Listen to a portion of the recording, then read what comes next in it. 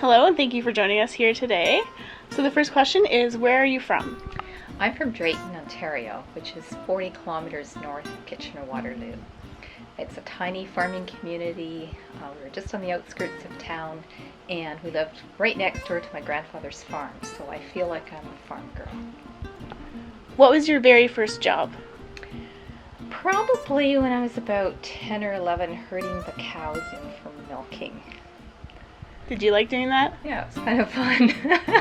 every night after supper, and walk through the fields and see all the buttercups and the little flowers and the thistles and everything like that. So, yeah. What is one book that everyone should read? Mary Shelley's Frankenstein. And that's because not only does it address the ethical issues of doing things with science just because you can do it, but also because it deals with the strange and loving those who aren't like you, and the potential for love to actually offset monstrosity and criminality and so on. What is your guilty pleasure? Reading, but I don't get a chance to do much of it anymore. As I grew up, I was reading everything under the sun, all kinds of novels particularly. And that's why I majored in English, so that I'd have the opportunity to read as much as I possibly could. What I'm doing now instead is watching movies, because in 3 hours I can do what otherwise would take me 20 to 24 hours, and I can share that with my husband and my little dog at the same time, so I'm not kind of isolating from them.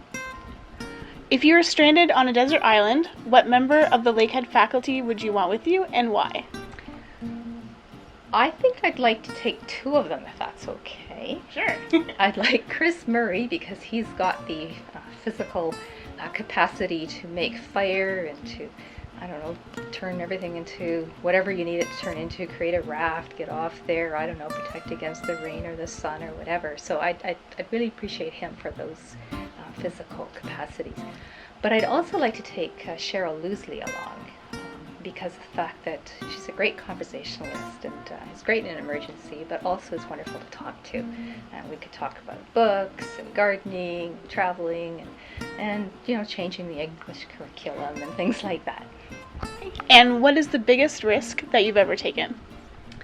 Probably signing the lease for an apartment in Aurelia before my secondment from Thunder Bay had been finalized. And this was in 2006, when at that point, this was April 2006, we had only 30 students signed up for the new program at Aurelia, and nobody was sure if it was going to fly. And people were telling me, well, I wouldn't go there because it might just totally flop.